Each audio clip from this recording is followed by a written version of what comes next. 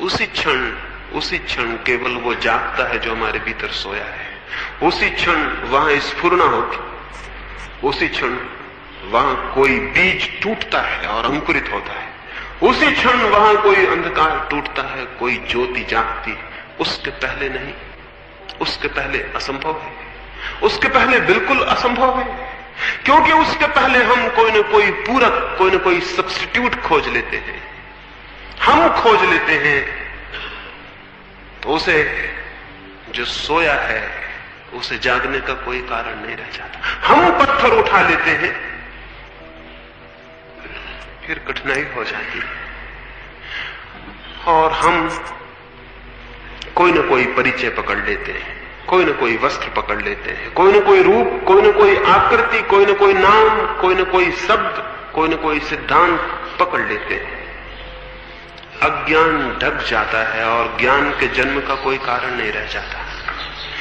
ज्ञान के आगमन के लिए पहला द्वार स्वयं के भीतर अपने समग्र अज्ञान की स्वीकृति है।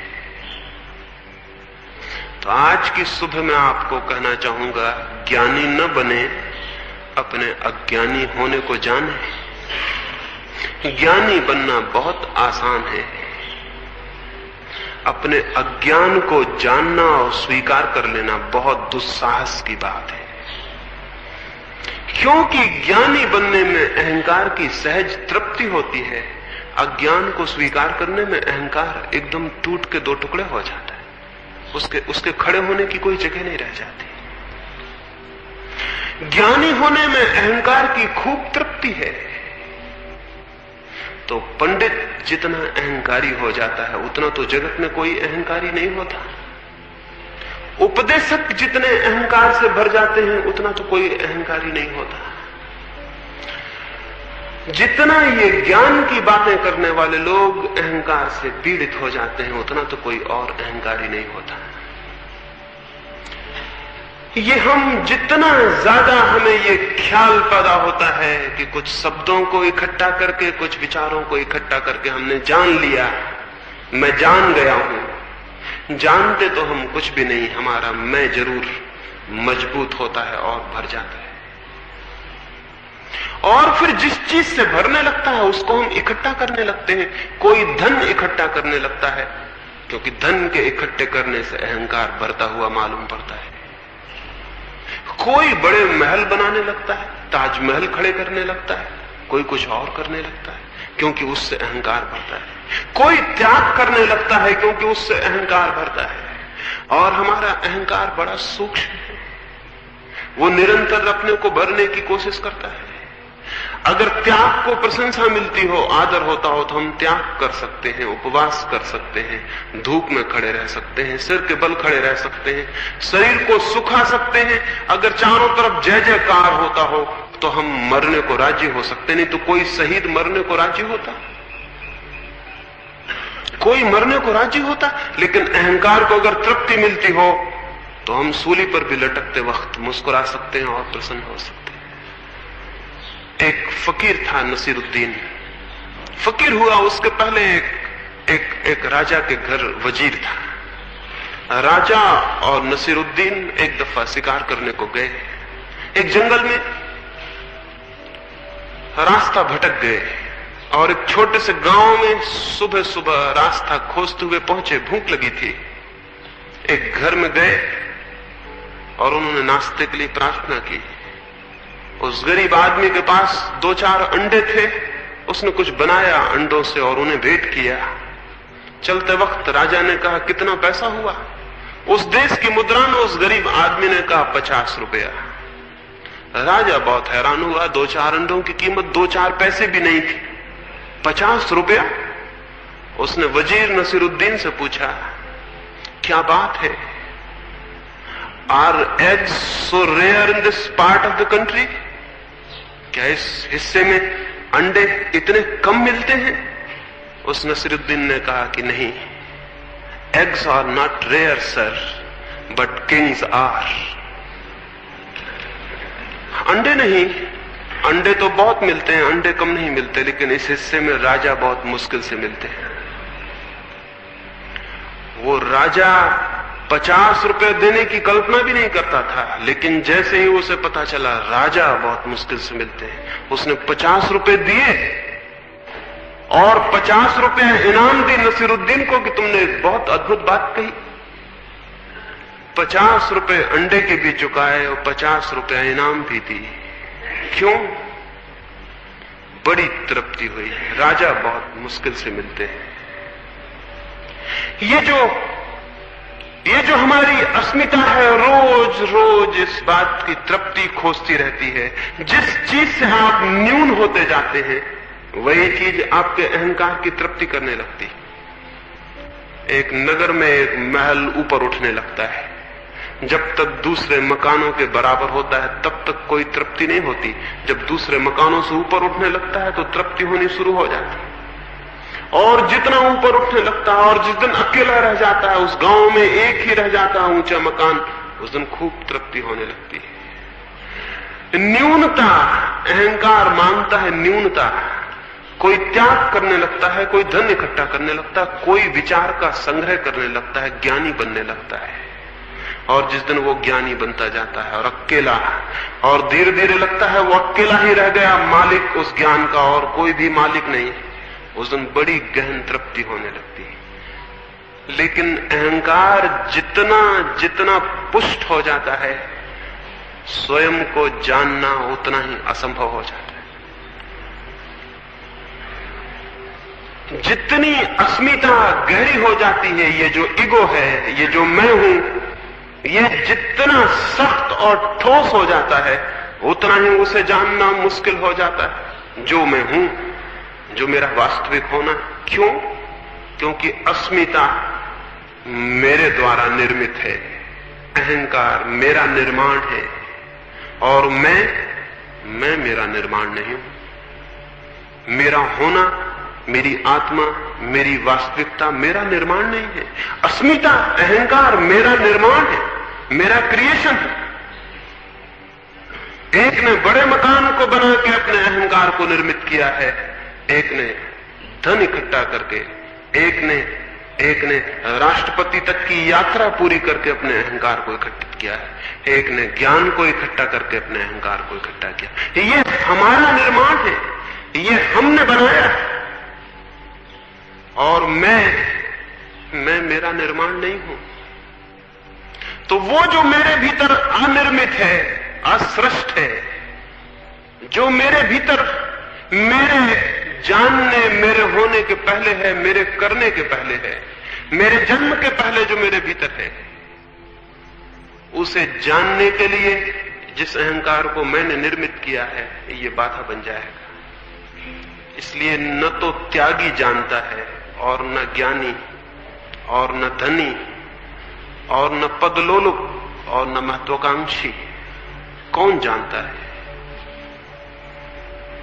जानने के द्वार पर पहली तो बात यही है कि वो जान पाता है जो सब भांति नहीं जानता हूं, इसकी स्वीकृति को उपलब्ध होता है। इस स्वीकृति को जानते ही, पहचानते ही कि मैं नहीं जानता हूं, और कोई पकड़ने का ख्याल नहीं रह जाता। मैं खाली हाथ खड़ा रह जाता हूं, खाली हाथ खड़ा रह जाता हूं, खाली मन। मैं आपसे पूछूं आपका नाम क्या है, आप बहुत जल्दी उत्तर दे देते हैं कि मेरा नाम राम है, विष्णु है, या कुछ और है। क्यों?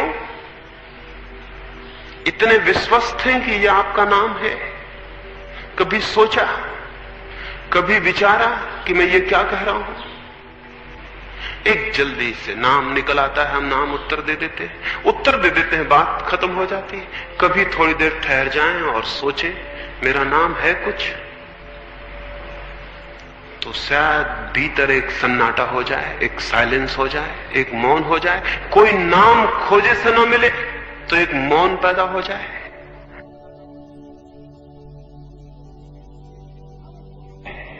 हम कोई किसी से प्रश्न पूछते हैं, उसे मालूम होता है तो शीघ्र उत्तर दे देता। मालूम होने का मतलब, अगर उसकी स्मृति में कुछ होता है तो उत्तर दे देता है। मैं पूछूं 2 2 कितने होते हैं, आप कह देते हैं 4, क्योंकि आपकी स्मृति ने सीख रखा है 2 2 4 होते हैं।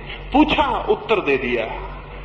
मैं आपसे पूछूं भीतर कौन है, आप कह दें आत्मा, ये भी स्मृति ने सीख रखा है, 2-2-4 वाला उत्तर दे दिया गया है।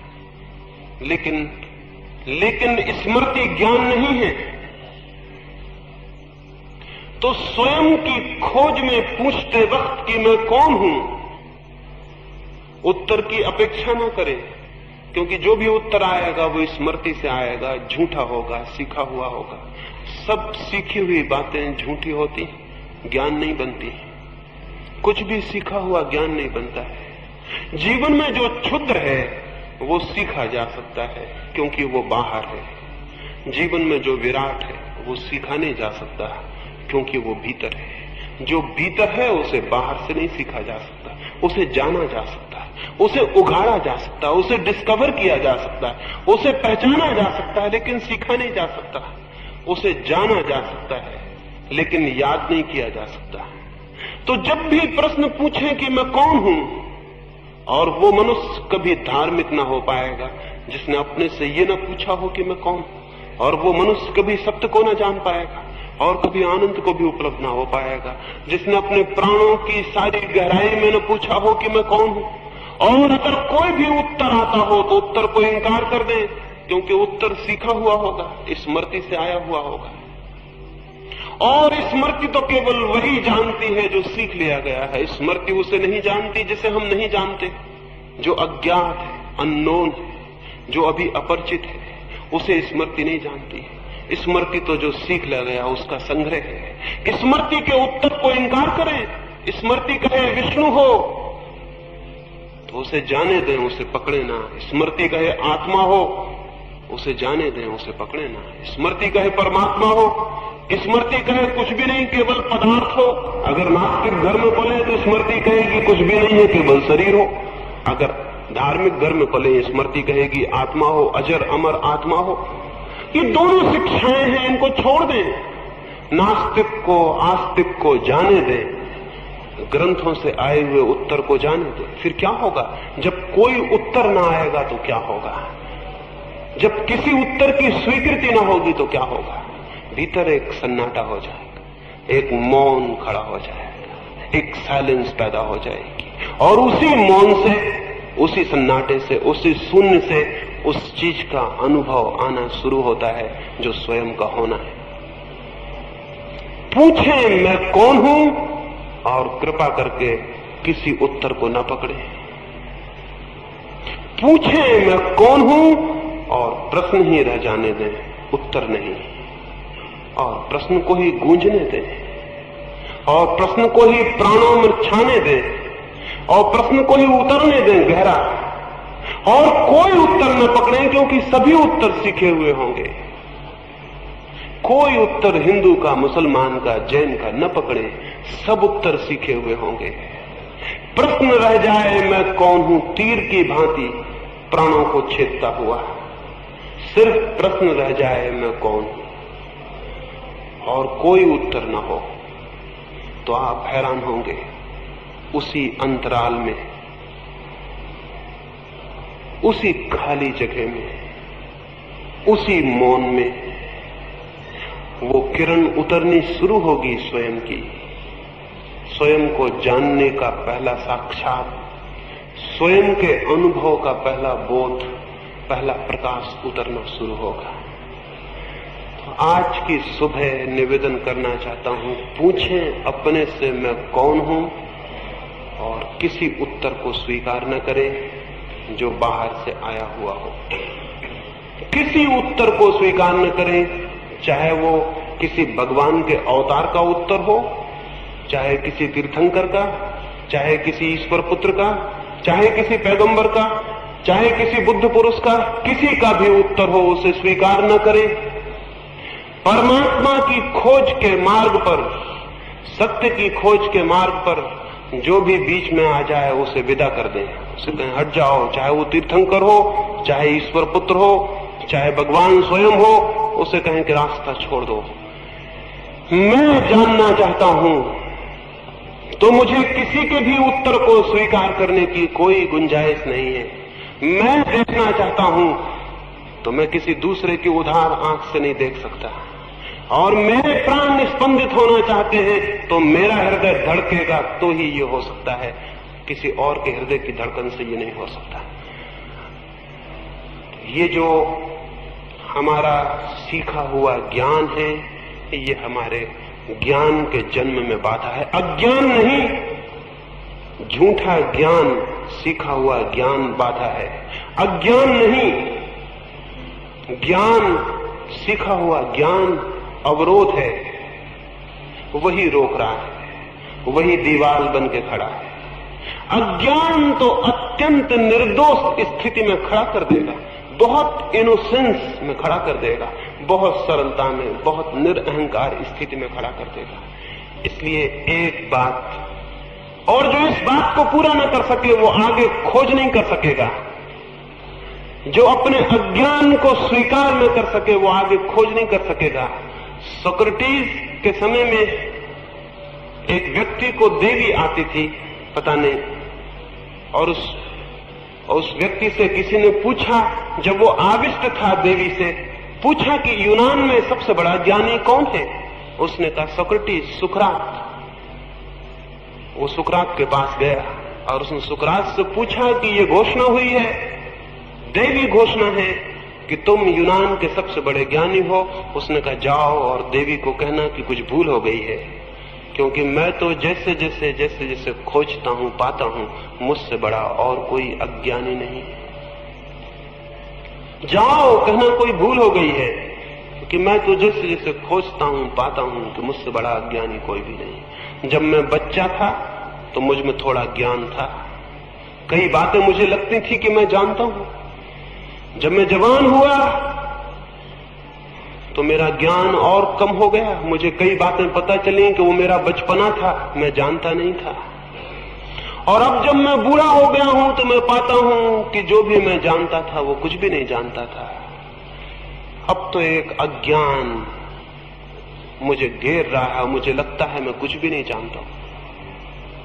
वो व्यक्ति वापस गया और उसने जाके कहा कि सुकरात तो कहता है कि मैं परम अज्ञानी हूं और मैं कुछ भी नहीं जानता हूं। वो व्यक्ति जो आविष्ट था वो हंसा और उसने कहा जाओ जाओ और उससे कहो इसीलिए उसे कहा कि वो महाज्ञानी है। इसीलिए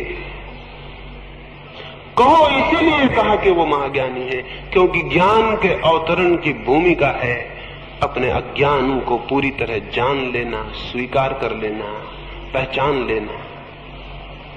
जैसे ही हम अज्ञान को स्वीकार करते हैं, जैसे ही हम जानते हैं कि नहीं जानते हैं, वैसे ही एक परिवर्तन, एक क्रांति घटित हो जाती है। वैसे ही एक पर्दा गिर जाता है अहंकार का, जानने का, और एक मौन और एक शांति अवतरित हो जाती है। अंतिम रूप से आज तो सिर्फ प्रश्न उठाता हूं, वो आपके भीतर गूंजे मैं कौन हूं। लेकिन अगर वो प्रश्न मेरा है तो बेकार है, उसका कोई उपयोग नहीं होगा। क्योंकि जब मैं कहता हूं किसी दूसरे के उत्तर को स्वीकार न करना, तो क्या मैं ये कहूंगा किसी दूसरे के प्रश्न को स्वीकार कर लेना? अगर वो प्रश्न मेरा है और आप उसे जाके दोहराएं कि मैं कौन हूं, तो वो प्रश्न झूठा, इम्पोर्टेंट होगा, उसमें कोई बल ना होगा, कोई शक्ति ना होगी। वो प्रश्न आपका हो तो ही आपके प्राणों में स्पंदन ला सकता है। वो प्रश्न आपका हो तो ही आपके प्राणों में आंदोलन ला सकता है। वो प्रश्न आपका हो तो ही तीर की भांति आपके गहरे से गहरे अंतस्थल तक पहुंच सकता है। क्या आपके भीतर प्रश्न है? क्या आपके भीतर अपना प्रश्न है?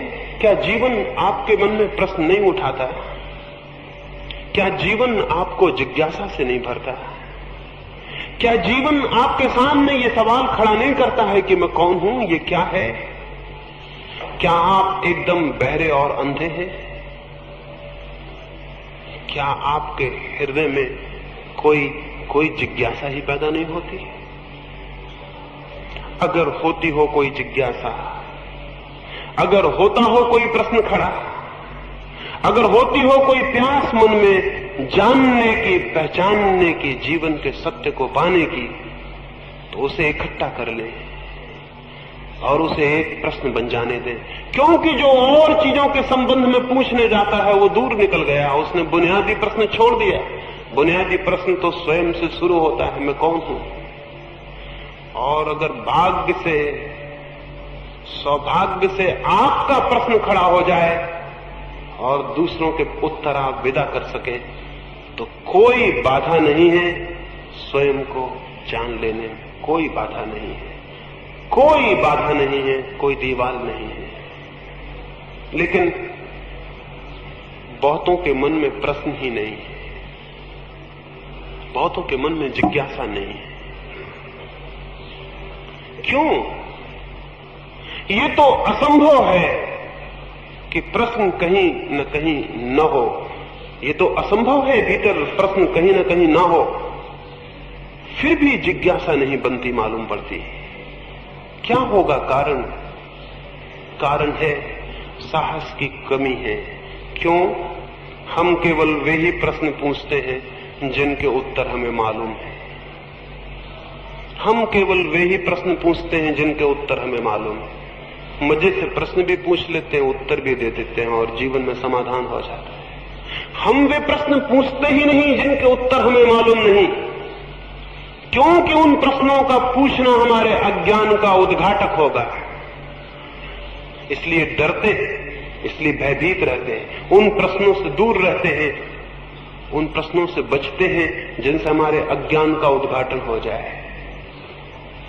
साहस चाहिए प्रश्न पूछने को, हिम्मत चाहिए, और हमारा तो उल्टा है हिसाब। जब साहस के और हिम्मत के दिन होते हैं तब तो हम कहते हैं ये धर्म की उम्र ही नहीं। जब बुढ़ापा आ जाए, मौत करीब आने लगे, तब फिर धर्म के दिन आते हैं। जितना साहस कम होता जाए और बल कम होता जाए और जितनी खोज की आकांक्षा कम होती जाए, हम समझते हैं कि तब धर्म के दिन आते हैं। मंदिरों में, चर्चों में बूढ़े लोग इकट्ठे हैं जो या तो मर चुके हैं या मरने वाले हैं, वो लोग वहां इकट्ठे हैं। और धीरे धीरे ये ख्याल पैदा हो गया है कि वो इन्हीं लोगों का काम है। मैं आपसे निवेदन करता हूं, बूढ़ा मन तो कभी धर्म के सत्य को जान ही नहीं सकता। बूढ़ा आदमी नहीं कह रहा हूं, बूढ़ा मन, बूढ़ा मन तो कभी जान ही नहीं सकता। चाहिए युवा मन, चाहिए यंग माइंड, चाहिए बल से भरा हुआ मन, साहस से दूर की यात्रा करने का, अज्ञात की यात्रा करने का साहस हो तो प्रश्न खड़े हो जाएंगे। और तब वे ही प्रश्न खड़े होंगे जिनके उत्तर नहीं मालूम है। और जिन प्रश्नों के उत्तर नहीं मालूम है, अगर वे खड़े हो जाएं तो जीवन में एक नए प्रभात की शुरुआत होती है, एक नया मंगल प्रारंभ होता है।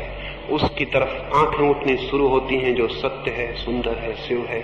उसकी तरफ जो परमात्मा है, उसकी तरफ जो हमारा वास्तविक होना है, और उसे जानकर जीवन का सारा दुख वैसे ही विसर्जित हो जाता है जैसे किसी अंधकारपूर्ण ग्रह में कोई दिया जला दे और सारा अंधकार विलीन हो जाए। कैसे ये दिया जल सकता है, उसकी चर्चा आने वाली चर्चाओं में मैं करूंगा। जो प्रश्न आपके हों और प्रश्न होने चाहिए, उनको संध्या उत्तर दूंगा। आने वाले 2 दिनों में, लेकिन तभी आए जब आपको ये ख्याल स्पष्ट होने लगे कि आपका कोई प्रश्न भीतर जग रहा है। अन्यथा आने की कोई जरूरत नहीं है, कोई कारण नहीं है। अगर आपको लगे कि आपको ये एहसास होता है कि आप नहीं जानते हैं, तो आए, तो कुछ खोज हो सकती है, तो हम मिलकर कुछ यात्रा तय कर सकते हैं। तो कुछ मैं अपने हृदय की आपसे बातें कहूं, इसलिए नहीं कि आप उनको स्वीकार कर लें, इसलिए नहीं कि आप उन पर विश्वास कर लें, इसलिए नहीं कि आप उनको अपनी मान्यता बना लें, इसलिए नहीं कि मेरी बातें आपका ज्ञान बन जाएं, नहीं बन सकती हैं और न उन्हें बनाने की जरूरत है। लेकिन इसलिए कि शायद यहां हम इकट्ठे हों और विचार करें और आपकी जिज्ञासा तीव्र हो जाए और आपकी प्यास गहरी हो जाए और जिस प्यास से आप अपरिचित हैं उसका बोध हो जाए। शायद एक खोज का प्रारंभ हो जाए, शायद एक बीज आपके भीतर टूट जाए और एक अंकुर बनने लगे। शायद एक नया जीवन और एक नई गति और एक नए मनुष्य होने की शुरुआत हो जाए। इसलिए 3 दिन थोड़ी सी बातें मैं आपसे करूंगा। आज तो प्रश्न खड़ा करता हूं, उस प्रश्न को साथ लिए जाएं, रात उसे साथ लिए सो जाएं और थोड़ा प्रयोग करके देखें। उत्तर जो भी आता हो उसे बाहर हटा दें, उत्तर जो भी आता हो उसे इनकार कर दें और प्रश्न को गहरा होने दें। जहां आपने उत्तर पकड़ा प्रश्न वहीं मर जाएगा, जहां आपने उत्तर पकड़ा प्रश्न वहीं समाप्त हो जाएगा। तो अगर प्रश्न को गहरे जाने देना है तो उत्तर मत पकड़ना। जब प्रश्न ही प्रश्न रह जाए और कोई उत्तर मन में ना हो, तब कोई चीज जगनी शुरू होगी, तब कोई हमारे भीतर से दौड़ेगा हमारी सहायता को, तब कोई हमारे भीतर से उठेगा हमारी सहायता को, तब हमारे भीतर कोई जगेगा जो सोया है, और वही आत्म परिचय बन जाता है, वही आत्मज्ञान बन जाता है। मैं कौन हूं?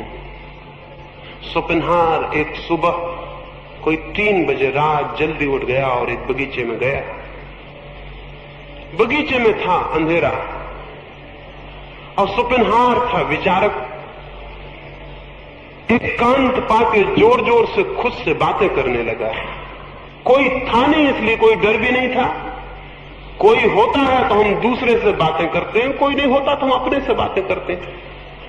वो भी अपने से बात करने लगा, कोई भी नहीं था। माली की नींद खुली, उसने सोचा रात 3 बजे कौन आ गया है यहां, और फिर बातें करता हुआ घूम रहा है और अकेले ही मालूम होता है। माली डरा, सोचा शायद कोई पागल है। उसने लालटेन उठाई, अपना भाला उठाया और गया और दूर से चिल्ला के पूछा डर के मारे, कौन हो? सोपेनहार हंसने लगा। हंसने से माली और घबरा गया। निश्चित ही पागल है, सुबह सुबह रात आ गया, अपने से बातें करता घूमता है। पूछा कौन हो, उत्तर क्यों नहीं देते? सोपेनहार ने कहा मेरे मित्र, काश उत्तर दे सकता। इधर 30 वर्षों से अपने से यही पूछ रहा हूं, कौन हूं? खुद को ही पता नहीं चलता, तुम्हें क्या उत्तर दूं? लेकिन मैं आपसे कहूं, सोपेनहार को इसीलिए पता नहीं चला कि वो पूछता तो था कि मैं कौन हूं, लेकिन बहुत से उत्तर खोजता था उपनिषद में, यहां वहां, कांट में, ईगल में, और न मालूम कहां कहां उत्तर खोजता था। इसलिए 30 साल खराब गए और पता नहीं सोपेनहार को मरते वक्त भी पता चला कि नहीं चला। मैं नहीं समझता कि पता चला होगा, क्योंकि तब भी वो उत्तर खोज रहा था। उत्तर खोज रहा है, भीतर प्रश्न है, उत्तर बाहर खोजे जा रहे हैं, उत्तर नहीं मिलेंगे। मैं आपसे कहता हूं प्रश्न में ही उत्तर छिपा है। बाहर मत खोजें और बाहर के किसी उत्तर को स्वीकार न करें, और प्रश्न को आने दें पूरे वेग से कि वो सारे प्राणों के रंध्र रंध्र को भर दे, श्वास श्वास भर दे, हृदय की धड़कन धड़कन उससे भर जाए, प्रश्न ही रह जाए और कुछ ना हो। और तब वही, बिल्कुल वही प्रश्न के साथ ही उत्तर है। वो उत्तर बाहर से नहीं आता है, वो उत्तर भीतर से उपलब्ध होता है। परमात्मा करे वो उत्तर उपलब्ध हो, लेकिन प्रश्न आपको पूछना पड़ेगा। मेरा प्रश्न नहीं हो सकता, किसी और का प्रश्न नहीं हो सकता। तो कल अगर आपके मन में अपना प्रश्न हो तो आए। यहां कोई व्याख्यान नहीं है, कोई उपदेश नहीं है, यहां कोई आपको कुछ समझाने का कोई रस नहीं है, कोई आनंद नहीं है। वो प्रश्न उठता हो तो आए, तो फिर कुछ बात हो सकेगी, तो फिर 2 हृदय किसी तल पर मिल सकते हैं और कोई बात हो सकती है। मेरी बातों को इतने प्रेम से सुना है, और ऐसी बातों को जो आपको ज्ञान नहीं देती बल्कि आपके अज्ञान के लिए आग्रह करती हैं, बड़ी कृपा है और दया है। इतने प्रेम से सुना, उससे बहुत अनुग्रहित हूं। परमात्मा करे आज जो अज्ञान है वो कल ज्ञान बन जाए, आज जो अंधकार है वो कल प्रकाश बन जाए। इस कामना के साथ आज की बात पूरी करता हूं। सबके भीतर बैठे परमात्मा को मेरे प्रणाम स्वीकार करें।